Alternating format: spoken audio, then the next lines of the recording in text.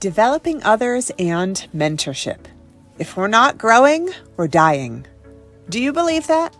Even standing still can appear to be going backwards when growth is happening all around us.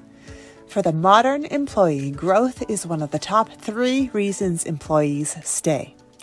The once-per-year performance evaluation or individual development plan doesn't cut it. Here's how to do professional development that truly works. Intentional growth and development starts with goals creation, often by the employee and supervisor. Focus on the learning edge, riding the line just above current competence. Make sure a growth mindset, believing that improvement is possible, is in place, and encourage self-assessment, where technical and human skills are evaluated. If you have a resistant team member, dig deep with them about the resistance. Often it's about fear of failure, being overwhelmed and not having capacity to learn more, the belief that this will make for more hours in the office, or that the benefit isn't big enough. There are 4 paths to developing others: mentorship and teaching, exposure and knowledge collection, self-development, and feedback. Mentorship and teaching. First, be crystal clear about the strengths of each of your team members. Utilize assessments like CliftonStrengths, via character strength survey, or a more robust and facilitated assessment like Zenger Folkman's Extraordinary Leader 360 assessment. Or just create a list of competencies needed for your work, maybe the ones that show up on performance evaluations, and go from there. From this, create a cadre of mentors and champions, where everyone knows the go-to people for recognized strengths. The sky is the limit.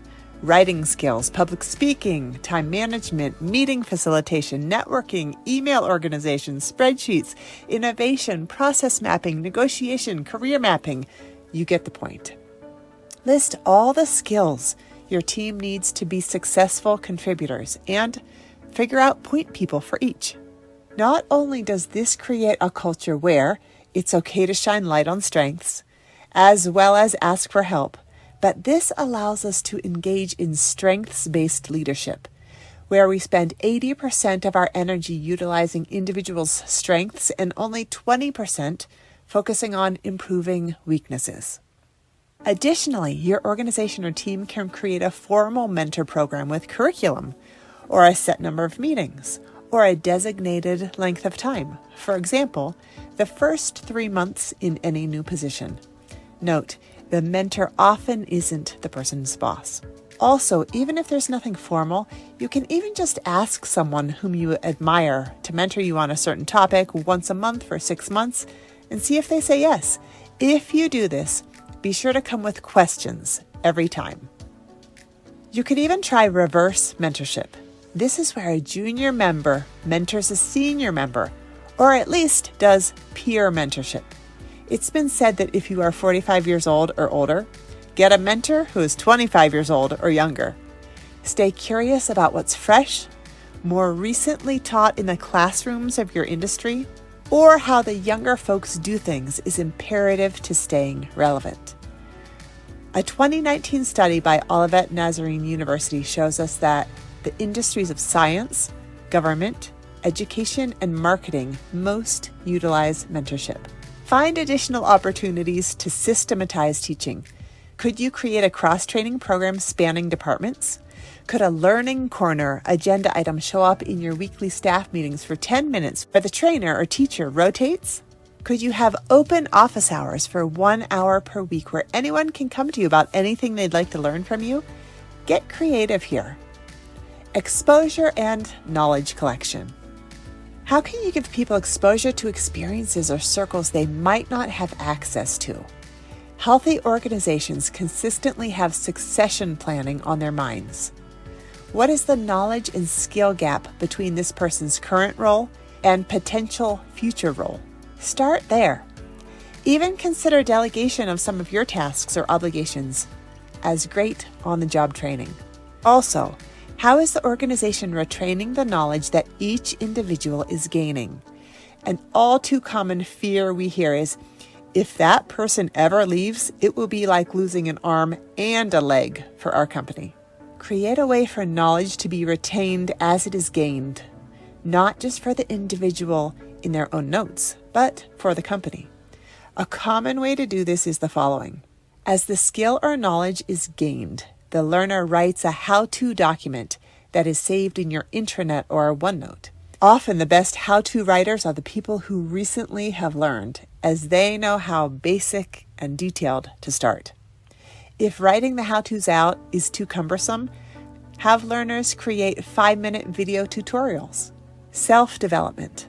Create a culture of proactive self-learning. Some people will say, I want to work on my patience or leadership skills or ability to understand a budget, but don't come up with a concrete, mapped-out plan to increase competence.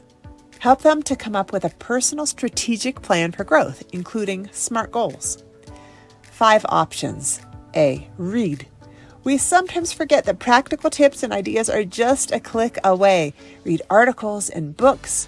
An important tip is take notes and keep these notes in a searchable electronic file that you can access from time to time. B. Attend training. Find an online or in-person course or class. C. Teach others. We know that one of the best ways to learn something is to teach it to somebody else. D. Interview people in your network. Prep thoughtful questions to ask peers, supervisors, employees, or anyone you can learn from. How did they do it? E. Reflection and recalibration along the way. Do self-reflection by journaling or writing about measurable goals, successes, and obstacles along the learning journey. Or get an accountability buddy, someone you can check in with daily, weekly, or monthly about your progress, such as a coach or a colleague who believes in you. Feedback.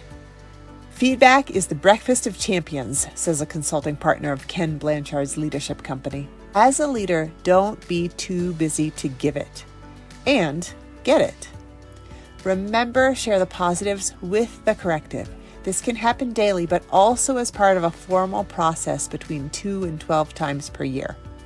Here are the 5 questions that we use for feedback with our Lancaster leadership team that both parties comment on. 1. What are the 3 to 5 accomplishments that you feel proud of within this job?